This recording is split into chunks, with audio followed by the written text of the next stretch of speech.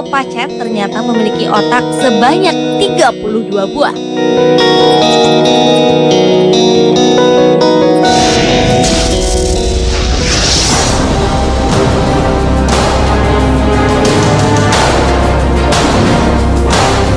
Musibah baik berupa bencana alam maupun kejadian tak terduga yang membahayakan atau merugikan bisa terjadi di mana saja, pada siapa saja, tak terkecuali Istana Negara. Beberapa kejadian berbahaya pernah menimpa Istana Negara dan Istana Kepresidenan di dunia termasuk Indonesia. Beberapa di antaranya terkena musibah bencana alam seperti banjir dan gempa, sedangkan lainnya terkena musibah seperti serangan pemberontak hingga serangan hacker di dunia maya. Berikut On The Spot telah merangkum 7 istana negara yang terkena musibah.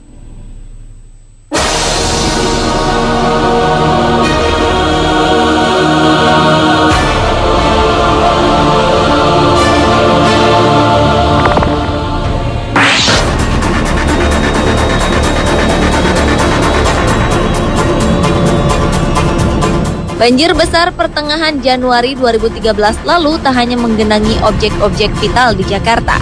Istana Presiden pun tak luput dari banjir. Banjir di kompleks istana mencapai ketinggian 30 cm. Presiden SBY turun langsung memantau banjir yang melanda istana ini. Sang Presiden nampak menggulung celananya didampingi oleh Menteri Luar Negeri Marty Natalegawa dan sejumlah staf.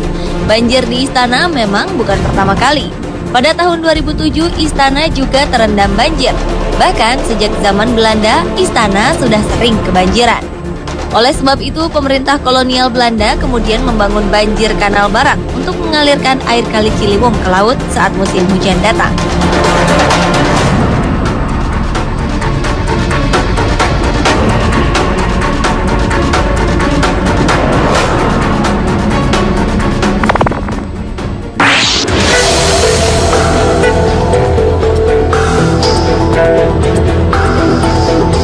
Puluhan ribu orang diduga tewas ketika gempa berkekuatan 7 skala Richter mengguncang Haiti pada Januari 2010 lalu.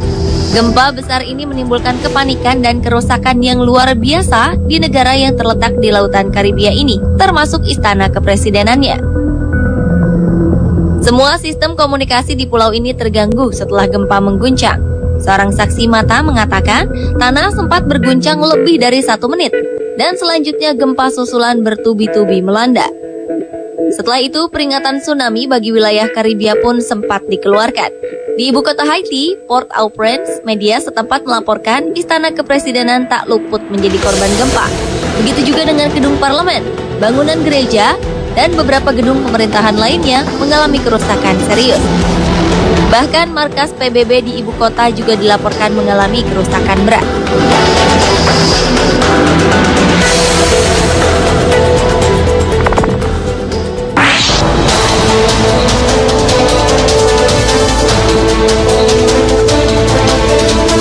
Tak hanya Istana Merdeka Jakarta yang terkena musibah, Istana Bogor pun tak luput dari petaka. Istana Buitenzorg ini pernah mengalami kerusakan parah akibat gempa. Pada 1834, Istana Bogor pernah rusak berat setelah gempa bumi hebat terjadi akibat meletusnya Gunung Salak. Kemudian pada 1850, istana dibangun kembali, tetapi bentuknya tidak lagi bertingkat 3. Perubahan ini menyesuaikan dengan situasi daerah yang sering mengalami gempa bumi. Pada masa pemerintahan Gubernur Jenderal Albertus Jacob de Meyer van Wist, bangunan lama sisa gempa dirobohkan dengan mengambil arsitektur Eropa abad ke-19.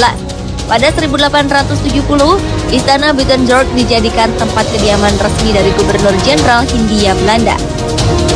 Setelah Indonesia merdeka dari tangan penjajah, Istana Kepresidenan Bogor mulai digunakan sebagai salah satu dari Istana Presiden Indonesia.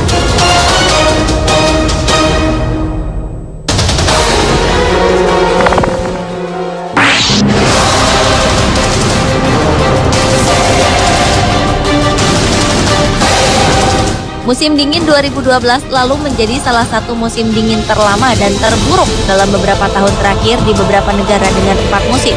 Di Amerika sendiri, Washington merupakan wilayah terparah akibat badai salju yang melanda.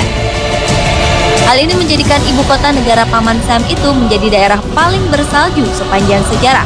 Rata-rata ketinggian gunungan salju di Washington pada musim dingin sebelumnya hanya mencapai 40 cm. Hujan salju terparah sejak tahun 2003 ini langsung berakibat pada bertambahnya ketinggian salju hingga 60 cm. Gedung Putih sebagai istana kepresidenan serta pusat pemerintahan juga tak luput dari badai salju. Bagian sayap kanan istana Presiden Amerika Serikat ini tertutup salju. Cuaca buruk juga mengakibatkan lalu lintas di sejumlah kota termasuk Washington menjadi kacau. Bandara, stasiun, dan transportasi pun lumpuh. Jika ingin keluar rumah, masyarakat harus mengenakan peralatan ski dan pakaian sangat tebal.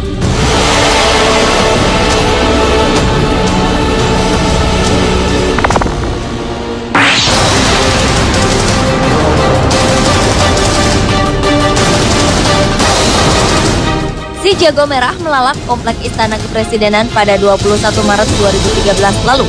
Api tiba-tiba muncul di gedung Sekretariat Negara dan melalap habis ruangan di lantai 3. Tidak ada korban jiwa dalam insiden ini. Pihak istana menyebutkan tidak ada dokumen penting yang terbakar dalam musibah itu.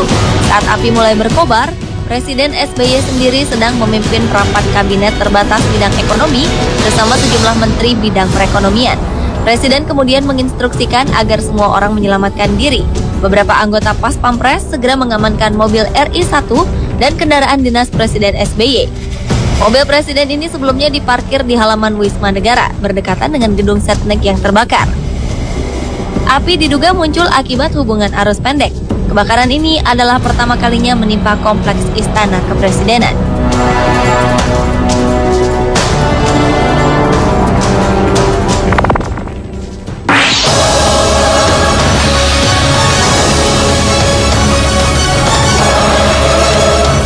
Kelompok Taliban menyerang Istana Kepresidenan Afghanistan pada Juni 2013 lalu di distrik Shah Darak pukul 6.30 waktu setempat. Awalnya mereka memusatkan serangan di gerbang timur istana, beberapa meter dari bangunan utama. Saat itu puluhan wartawan tengah berkumpul untuk meliput konferensi pers Presiden Ahmad Karzai yang dijadwalkan berlangsung pukul 9. Para saksi mata di lokasi saat kejadian mengatakan mereka berusaha menyelamatkan diri di tengah hujan peluru dan lemparan granat. Keberadaan Presiden Karzai saat serangan terjadi tidak diketahui, tetapi beliau dilaporkan berada dalam pengamanan ketat.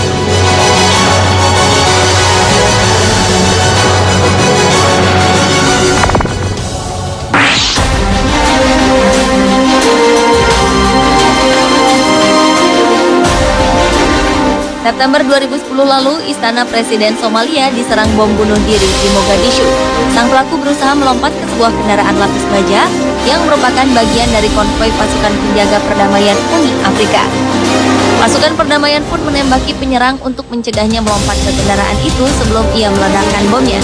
Pada saat ia ditembaki, ia mendekati sejumlah prajurit yang berjaga di istana dan meledakkan dirinya. Akibatnya 2 prajurit mengalami cedera ringan karena serpihan bom. Serangan yang terjadi di pintu gerbang Istana Negara itu diduga dilakukan oleh Al-Shabaab yang memiliki hubungan dengan Al-Qaeda.